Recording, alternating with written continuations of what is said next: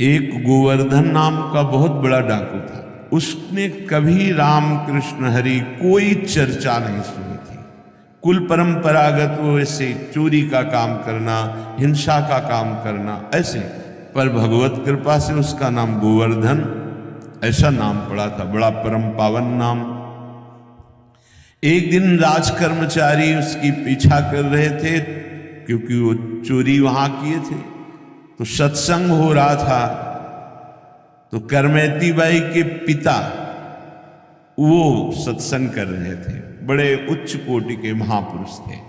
वो उसी कथा में आके बैठे।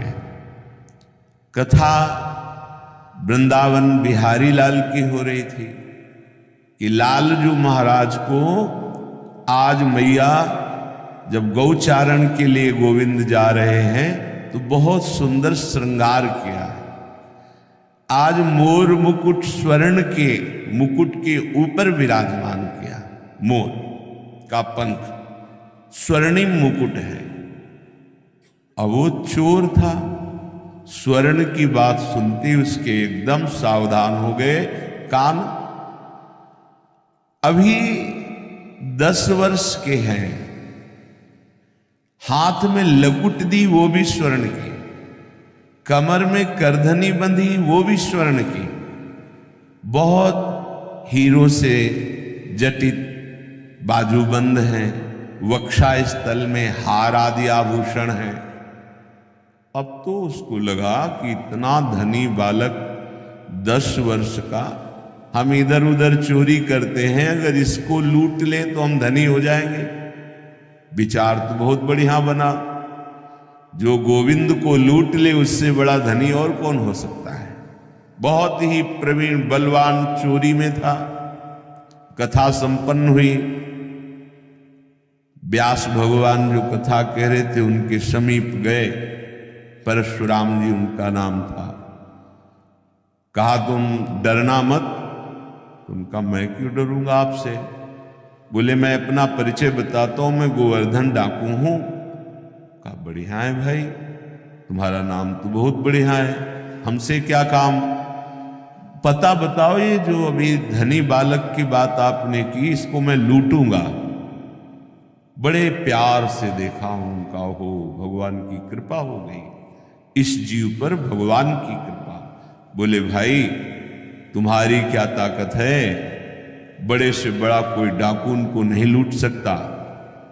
तो उन्होंने कहा तुम हमें जानते नहीं, एक बार अगर हम ठान ले तो निश्चित हम उसे लूट लेते हैं। तो उनका ऐसा कोई बलवान ही नहीं हुआ कि हम जिनकी बात कर रहे हैं उनको लूट ले। तत्काल उसने बड़ी सी चाकू निकाली और कहा पता चुपचाप लिखो, हम जरूर उसको लूटेंगे। और देखो हम चोर जरूर हैं लेकिन हम बहुत जिद्दी स्वभाव के हैं। तुम्हारे सामने कसम खाते हैं हम, जब तक हम उसे लूट नहीं लेंगे पानी नहीं पिएंगे। अब तो परशुराम जी जो व्यास जी थे उनको बड़ा सुख मिला कि भगवान कैसी कृपा जीव पर करते हैं। तो उनका भाई सुनो, उनका नाम कृष्ण है। वो वृंदावन में गौएं चराते हैं, पर वो देखने को तो 10 वर्ष के हैं, पर प्रवीणता उनकी बहुत बड़ी है। वो जल्दी किसी के फुसलाने में फुसलने वाले नहीं और धमकाने में डरने वाले नहीं। तुमने ठान लिया इसलिए मुझे लगता है तुम लूट सकते हो, क्योंकि जो ठान ले, निश्चय कर ले तो ये दुर्लभ नहीं है, फिर ये मिल सकते हैं। उसने कहा पक्का, पर मुझे नाम पता नहीं, याद रहे कि ना रहे, नाम बताओ। तो उनका सहज सरल नाम का श्याम सुंदर है।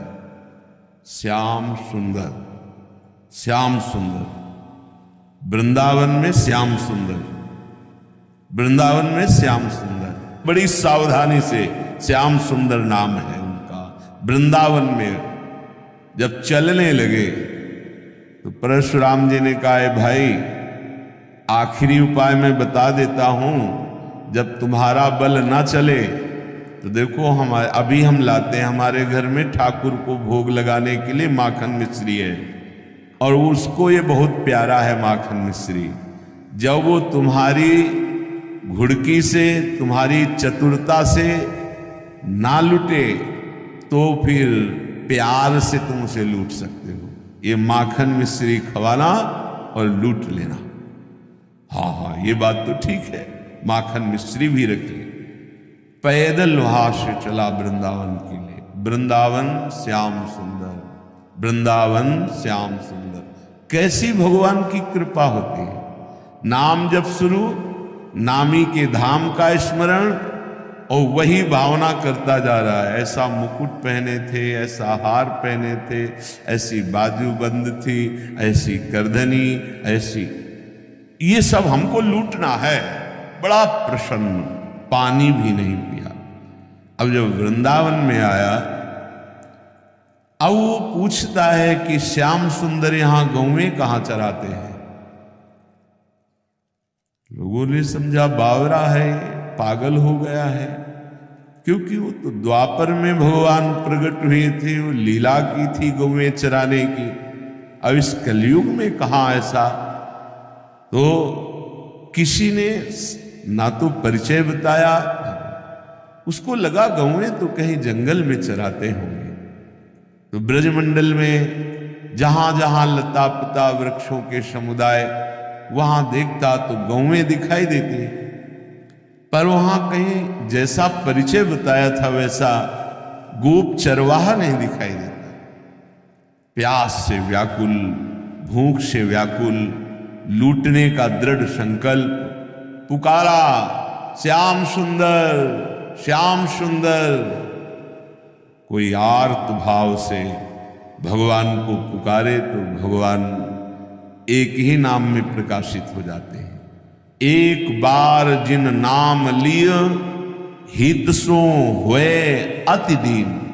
हार गया ढूंढते ढूंढते, लूटने की कसम खाई है, अगर नहीं मिले तो पानी भी नहीं पीऊंगा, प्राण भले त्याग दो।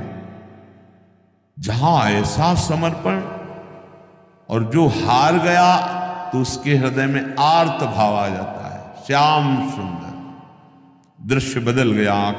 जब आंख खोली तो देखा बहुत ही दिव्य, सब नवीन गौवें, ऐसी गौवें जिनके देखने मात्र से उसके हृदय की प्यास, भूख की जलन शांत हो गई, क्योंकि सब श्रुति स्वरूपा, भगवत स्वरूपा है। बड़े दिव्य सखा, सब भगवान की अवस्था के, कोई गोरे, कोई सावरे, सब खेल रहे हैं। और उनके मध्य में जैसा कथा में सुना था वैसा ही प्रभु को देखा। सोचा ये तो बालक हैं सखा लोग, ये हमारा क्या कर लेंगे। गया श्याम सुंदर, प्रभु बहुत मुस्कुराकर नेत्र नचाते हुए देखे। हाँ जी, इधर आओ, हमें तुमसे बात करनी। तो सखाओं से कहा भाई तुम खेलो, ये मेरा नया अतिथि आया है, इसका हम स्वागत करते हैं। भगवान नजदीक गए। हाँ बोल, क्या बात। उसने देखा कि बालक तो है लेकिन बहुत ही निर्भय है। उन्होंने कहा ठीक से बात करो, तुमने अभी हमारा नाम नहीं सुना होगा। ठाकुर जी ने कहा भैया बता दे तेरा नाम क्या है। बोले गोवर्धन। तो बोले हमारा नाम नहीं सुना होगा, हमारा नाम है गोवर्धन धारी, तेरे से बड़ा नाम है। अब उसने कहा कि देखो बातें मत बनाओ, अपने मुकुट उतारो, बाजूबंद उतारो, ये करधनी उतारो, ये सब रखो, जानते हो हम चोर है। भगवान ने कहा भैया गलत जगह आ गए, तुमसे हम बड़े चोर हैं। हम चित्त चुराते हैं, अनेक जन्मों के संचित पापों को चुरा लेते हैं, तुम हमें डरा नहीं सकते। उसको बहुत प्यास भी लगी थी, भूख भी लगी थी। उसने सोचा कि आखिरी वाला दांव, ये बहुत प्रवीण बालक है, जैसा पंडित जी कह रहे थे कि भयभीत भी नहीं होगा और फुसलाने में आ सकता है। तो माखन मिश्री निकाली और कहा लाला ये माखन मिश्री खा लो। प्रभु ने देखा अच्छा तुम मुझे माखन मिश्री पवाना चाहते हो? माखन मिश्री उन महाभागवत के कर कमल द्वारा भावना से दिया हुआ था। प्रभु ये जीव भटका हुआ है, ये सत्संग से प्रभावित होकर आपकी तरफ चला है, नाथ ये भेंट स्वीकार कर लेना। भगवान ने वो माखन मिश्री की, अरे ये परशुराम महाभागवत के द्वारा दी, भगवान ने पाया और उसे कहा सुन, तूने भी नहीं पाया ना, थोड़ा पाले। उसने कहा मुझे ये नहीं पाना, मुझे अपने आभूषण उतार। एक बार तू थोड़ा पाले धैर्य पूर्वक, मैं स्वयं आभूषण उतार के दे दूंगा। मेरी मैया के पास ऐसे ढेर सारे आभूषण है, तू और कहेगा तो तुझे और दे दूंगा।